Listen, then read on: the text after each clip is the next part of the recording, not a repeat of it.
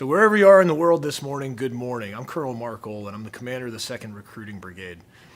At the end of last year's AUSA convention, the Secretary of the Army challenged everyone in this uniform to be a recruiter. But we get a lot of questions on what that means. And so today I want to spend about 7 or 8 minutes trying to explain what it means to be a recruiter, how you can be a recruiter even if you're just a soldier not assigned to recruiting duty. There's really two things that it comes down to. First is the example of professionalism.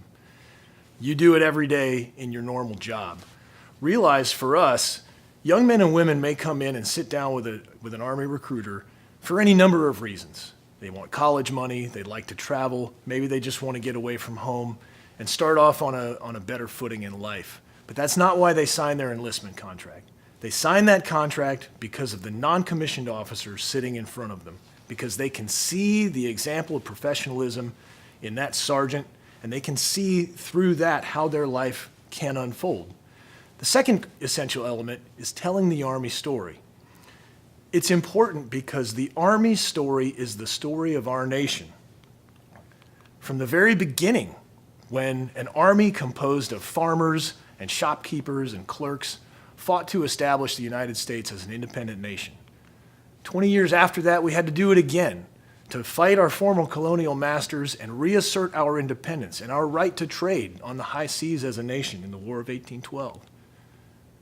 To 50 years later, when our nation was bitterly divided over the issue of slavery, an issue that was so divisive, it could only be solved with war. Our Army, the Army of the United States, was the Army that freed the South. It liberated an entire generation of people from the bondage, and it helped our nation get a little bit closer to what the Founding Fathers had originally envisioned, with all men are created equal. Only 20 years after that, men whose parents had been held in bondage as slaves were enlisted into the United States Army to form the regiments known as the Buffalo Soldiers that would help America expand the American West and fulfill the manifest destiny. A short while after that, a future president would fight in the Spanish-American War to help end colonial dominion over the Western Hemisphere so that all nations in North and South America had the right to self-determination and governance. To the first time we crossed an ocean to end a great war and help a friend, to the second time we did it by sea, air, and land.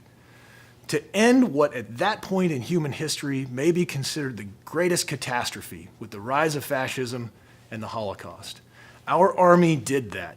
Our Army ended World War II, and in doing so helped America become the world's first superpower, militarily and economically. And it was, in fact, a program that existed within the military, the Montgomery GI Bill, that when 15 million Americans came home from World War II, they were able to go to college. It was that surge of college graduates based on that program that helped create the American middle class and that helped drive the economy, the modern American economy that we have today. But World War II led us to the Cold War, which wasn't so cold in places like Korea and Vietnam. In fact, in Korea, the Army again did something that the rest of the nation hadn't done. The Army integrated its fighting units. African American soldiers and Caucasian soldiers fought together. Imagine, just over 70 years ago, people in America thought that we couldn't form cohesive units and be effective on the battlefield. But the Army did it 10 years before the Civil Rights Act that ended segregation in America and the Jim Crow laws. Our Army was again the vehicle that helped our nation get closer to who we wanted to be in our founding. All of this was going on at the same time the nation was going through dramatic social change at home. And out of the Vietnam era, the Army came back in tatters. Discipline was low, training was poor, drug use was high. But thus was born the all-volunteer Army, the Army that we have all served in. There are no conscripts serving in the Army today, and it's the high-quality professional Army that we all know. It was that Army in 1991 that stormed across the sands of the Middle East to again come to the aid of a friend who'd been oppressed by a brutal dictator. But as we finished Desert Storm, the seeds were planted that would eventually manifest in 9/11 and the global war on terror, which is where we are today. And as you can see from the pictures, an army composed of men and women of every race and ethnicity, every religion, every social upbringing, every economic class, every sexual preference, stands watch, vigilant over the world, defending our freedom. That's who our army is. Unfortunately, this story is not a story we generally tell when we're trying to enlist people because it doesn't resonate with this generation of kids. They are less exposed to our history, the struggles that our nation has been through, the things we did right and the things we did wrong. In fact, many kids today are fed a steady diet of social media that only focuses on the bad. So we can't tell this story because it doesn't resonate with them. You have to tell your Army story. Your Army story has to be personal, meaningful, and relevant to the person you're speaking to, so that they can see themselves in your shoes, and through that shared experience, they can begin to understand the history that brought us to where we are today and who we are as an Army. So today I'll try to tell you my Army story succinctly so that you can see what I'm talking about. My Army story starts with this guy. That's my dad. My dad was an Air Force fighter pilot of 21 years, flew 100 missions over North Vietnam, earned two silver stars for valor, 2 distinguished flying crosses. My dad was my hero. I always wanted to be like my dad, and I wanted to make my dad proud of his son. But my dad, as a service member, worked long hours, worked late into the night, and I never got to spend as much time as I wanted with my dad. He wasn't always able to come to my soccer games and my scout functions. What we did get to do together was, when he wasn't working, we would go hunting together, which is a thing that I still enjoy to this day and am passing on to my own children. The other thing that we got to do together, he would come home late at night, we'd watch old war documentaries together on PBS. And we've seen them all. Vietnam, the 10,000 Day War, World War II in color, Victory at Sea, you name it, my dad and I probably watched it. So because of who my dad was, and because I always wanted to make my dad proud of me, it might be preordained that I would become a soldier or become a service member. But it was something that we used to do together, and watching those old videos that really inspired me to join the Army. It's that picture on the right. That is a view of Omaha Beach on June 6, 1944, D-Day, out the front end of a Higgins boat. And I used to see these videos and photos and these stories, and as a kid, I would wonder what on earth would inspire young Americans from every walk of life to join the Army, to cross an ocean, and to fight for people who they didn't know and who really had no impact on their lives. What on earth could cause a young American soldier to take the first step off that Higgins boat into what they knew was going to be an absolutely hellish environment with a low chance of survival? It was that idea that led me to the Army, because as a kid, I didn't get bullied a lot. I had friends, but I wasn't popular. I was on the soccer team, but I wasn't the star player.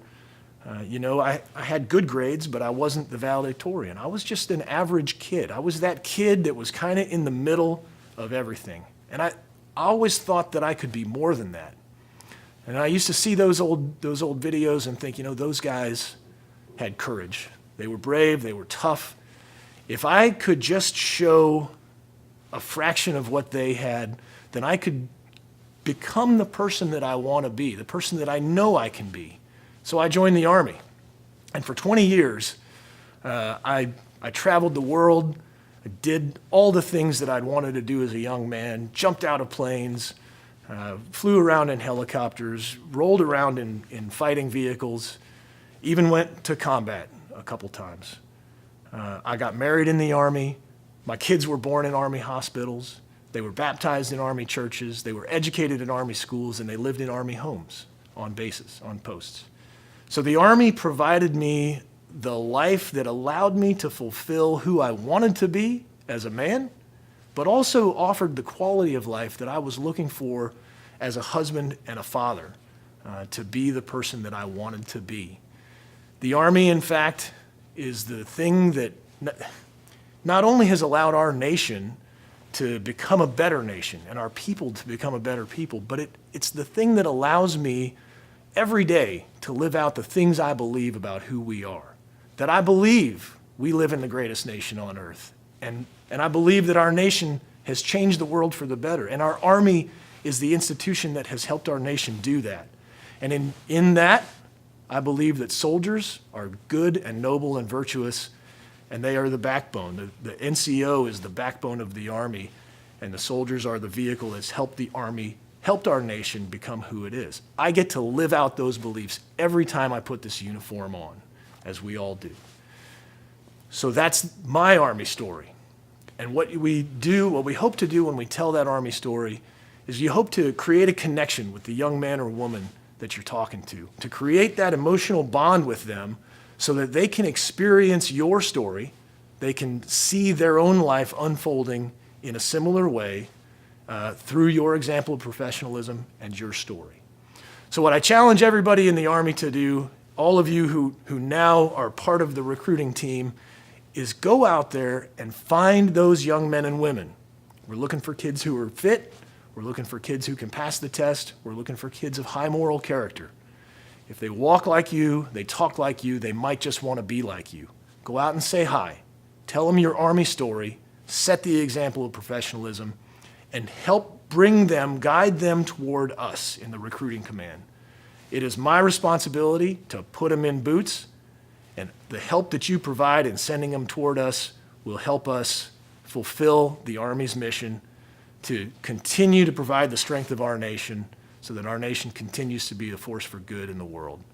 Thanks for investing your time with me today.